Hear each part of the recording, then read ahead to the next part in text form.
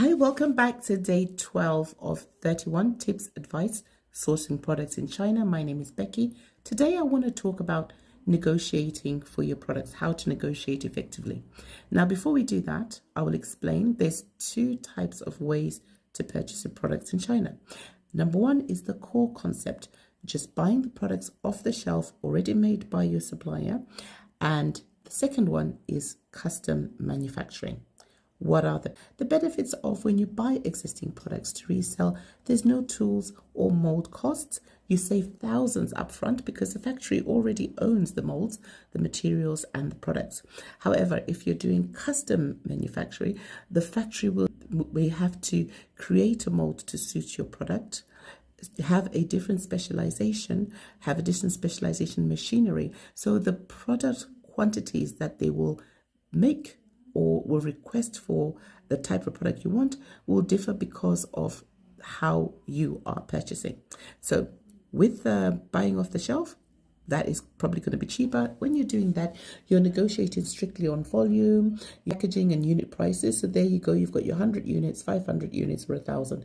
But if it is custom manufacturing, because the factory has to create or put a whole new range of type of machinery and mold and staffing, then you're talking about maybe 10,000 pieces, 5,000. It just depends with the product that you want. So that is the two main differences. So how to negotiate this? If you are doing private label, you must also see if you can get things like your packaging done at the same time within that same cost.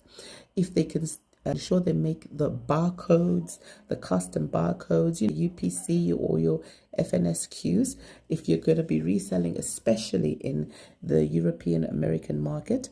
You ask for branded inserts to elevate the unboxing experience. I love that.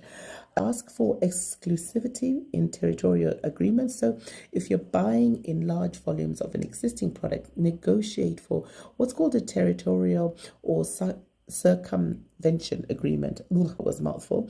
So all it is asking that factory not to sell that specific design to other buyers in your primary selling open market. Now, that is if you have just purchased off the shelf.